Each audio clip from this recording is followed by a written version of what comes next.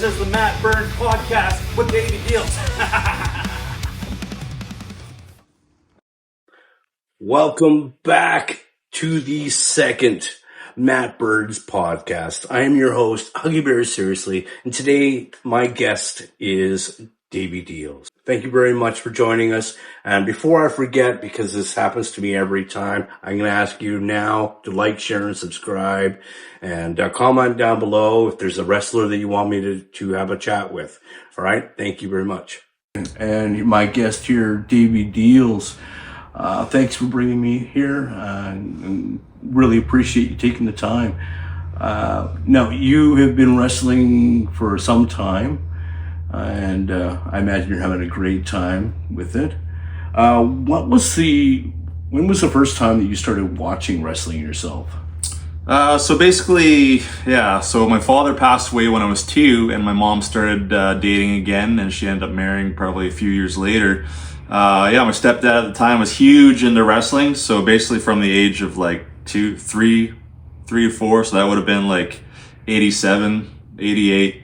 So I was right in the golden era of wrestling and started watching it then, and Hulk Hogan was the man back then, and I was just blowing my little mind, and I definitely got hooked since then, You made a mention of Hulk Hogan. Is there any others that are kind of more your top tier wrestling? Back then, I was huge into the Rockers, Shawn Michaels, Marty Jannetty. Like their tag team, like they just flowed so well, and then of course Bret Hart was around the Hart Foundation, and then I started to like him, and all those guys. Undertaker, was able to see him versus Yokozuna in a house show in a casket match. Ooh. Or in the early 90s and stuff. So I got to watch a lot of wrestling when I was a kid, and I got to go to live shows because I lived in Coquitlam, and so in Vancouver all the time. And there was a lot there. There was, yeah. It was good. It was like the perfect era to grow up in, you know. Was there any big stadium shows that you go to? Yeah, it was like BC Place Stadium or GM Place, or I think it was BC Place at the time. So big events for sure. Wow, that'd be cool. And then basically in the 90s, I remember Rock Bottom specifically was at GF Place. It was on my 14th birthday, and we had watched wrestling, up into the Attitude Era and a little bit past, right? So Stone Cold and Undertaker and The Rock and all those guys, right? So well, I completely understand that. So we already talked about your. When did you start getting into wrestling? So basically, it's kind of a long story. Like I used to wrestle with my brother growing up, right? And we used to kind of do the backyard thing in our backyard with our friends and stuff like that. And then, I used to be able to do Hurricane Ranas back in the day. Like we'd go to the beach and wrestle and stuff, and we'd kind of put on shows for whoever was around, kind of kick the crap out of each other. And until I landed on my head doing a Hurricane Rana, I think I started to get a lot taller than my brother, right? So basically what got me into the business was that in basically the late 90s, the federation called ECCW, they used to come up to the Okanagan, and so back then, my brother and I, we decided to see if we can do ring security and setup and stuff like that. And I was only a kid, teenager. My brother was always a couple of years older than me, right?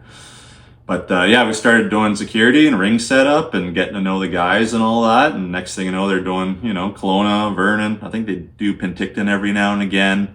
And so that's basically how I started to kind of get into things. And then they stopped coming up, and when I graduated, I kind of stopped watching wrestling for a little while. And then it was like 2014. I was walking down the mean streets of Peachland, and I see this wrestling poster, and I'm like, holy crap, wrestling's back in the Okanagan. And I take a look at the poster, and I see, the Black Dragon's still wrestling. Here we are 15 years later. And I'm like, holy crap, I gotta go say hi.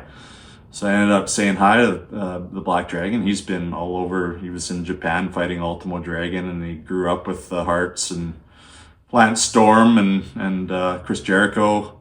And so we hit it off again, kind of, reintroduced myself to him. It had been so long that he remembered me. And I got introduced to Nick. And so I asked Nick, hey, you guys need help? And he was like, oh yeah. So started doing ring security setup again. And then, 2016, the opportunity to train came up. And Colin Cutler took a bunch of us under his wing. There was a few other people there at the time. There was a guy named Michael McCaw. He was from New Zealand. He was wrestling. He'd actually been on TV in New Zealand back then. It was kind of cool. So then we got to train. It was basically 6 months. Colin started us all off with blow-up drills and basically a few guys dropped off the map at that point because you want to be serious about wrestling. Back then things were a little bit different. It was only 8 years ago, but so you kind of had to prove your worth a little bit. And I was one of the older guys. I was against, everybody else, Camaro Cope, and back then was Chucky and Jade came in a little bit later. There was just a handful of us, Scarlet Black, and but they were all 5, 10, Chase Darcy, Braden. They were all younger than me, right? And I was the older guy, kind of trying to get in it. I was 32 years old. So training was fun. It took a while. It took a lot of bumps. Took a lot of injuries. But I made it through somehow. And and then you get to pick up little seminars here and there as well. Basically there's, I had a lot of psychological seminars with Mick Foley, Al Snow, D'Lo Brown was just here. And I've had training with Billy Gunn. We did some ring training. Chris Masters, bunch of other guys, that kind of Silas Young. I can't even name them all off the top of my head. But so you get to kind of educate a little bit more with those guys and kind of learn the trade and kind of. So during these seminars, like you get to learn from people that have been on TV. Do you find that the training that they provide you is helps a lot, even for the independent shows? Oh yeah, for sure. It's wrestling's a very athletic sport, but it's also about, I'd say show. You have to move, the way that you move in the ring also has to look professional, and the way that you act, the way that you interact with the fans. There's just so much to learn. It's that's one thing I like about the business, is that it's non-stop learning. And as soon as you stop learning, you might as well quit, right? So exactly. Yeah. After your training, when did you actually start getting into the ring full time? It was 6 months later. I debuted on basically May days in May of 2017, and we had our first matches in front of fans, and I don't think it went really well. It was interesting. It was a fun, I think it was probably Battle Royale, and there was a bunch of guys that usually they'd come up from the coast, and a lot of the veteran guys would come up and have matches with us, green guys. And I had a lot of good experience with that. I mean, Clark Connors, he's on New Japan right now. I think he was one of my first matches, and I remember him hitting me off the top rope with a flying crossbody, and it just hit me hard and flapped to the ground. And I just remember, so this is what it's like, just gotta be out there and do your thing. And so because a lot of people, when they talk about wrestling, because they use that trope of, oh, it's fake. Yeah. But not realizing how much pain goes involved in this business. Oh yeah. And how much you actually go through. Like, how many injuries have you gone through? I've done quite a bit over the years. I've chipped both elbows multiple times. Even when you wear your elbow pads, sometimes they'll slide down and I'll take a bump outside. I can beat an elbow bumper sometimes, which isn't good.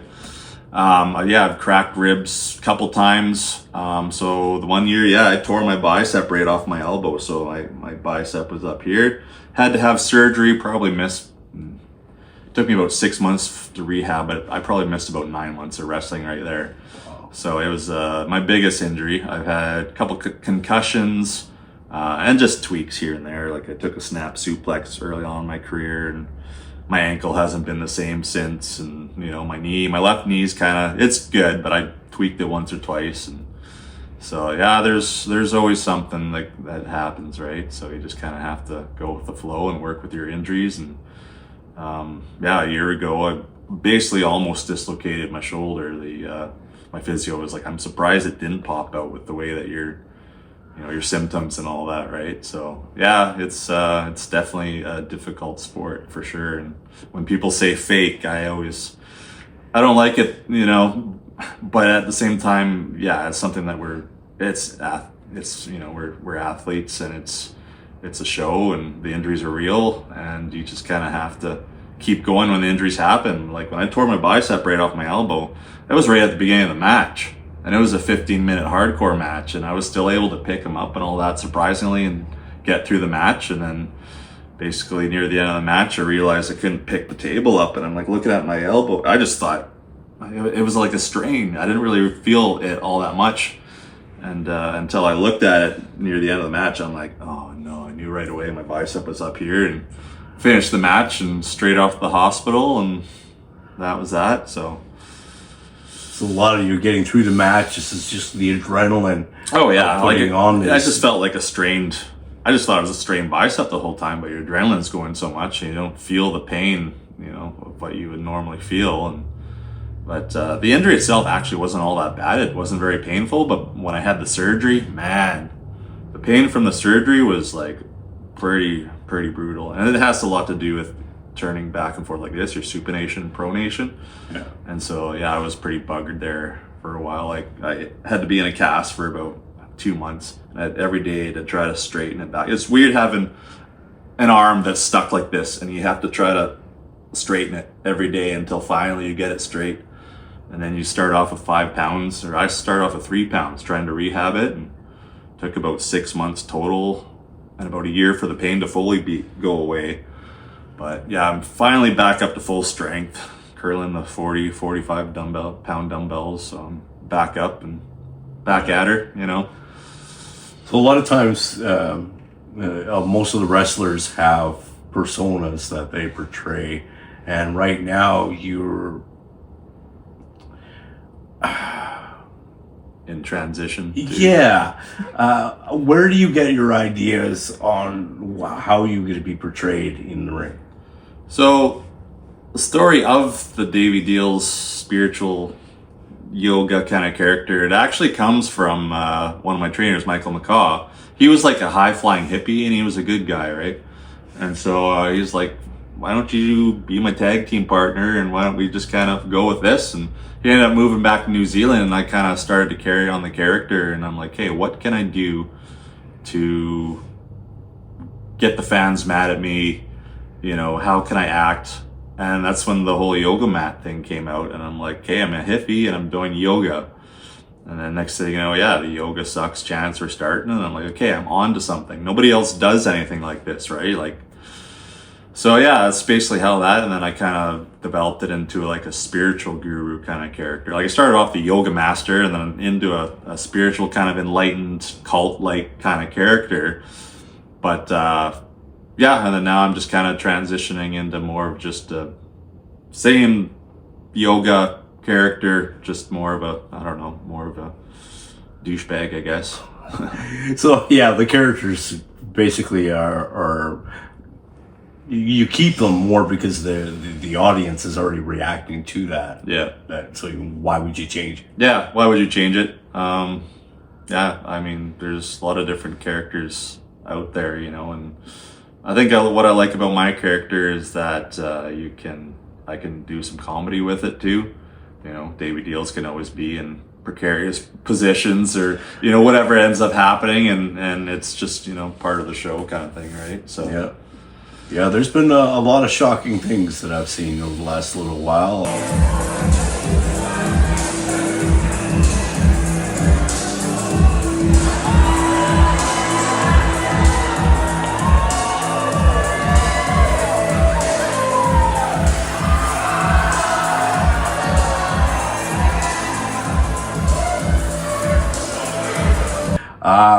Hey, one last question, if they're okay. If there's one piece of advice that you have for anyone who's wanting to get into the wrestling business, what was the first thing?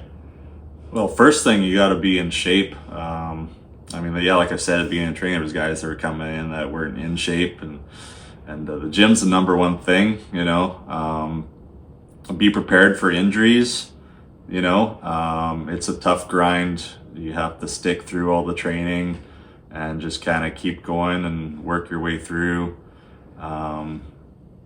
Like everything, you have to start off at the bottom, and you kind of put your nose down and to the grind, and try not to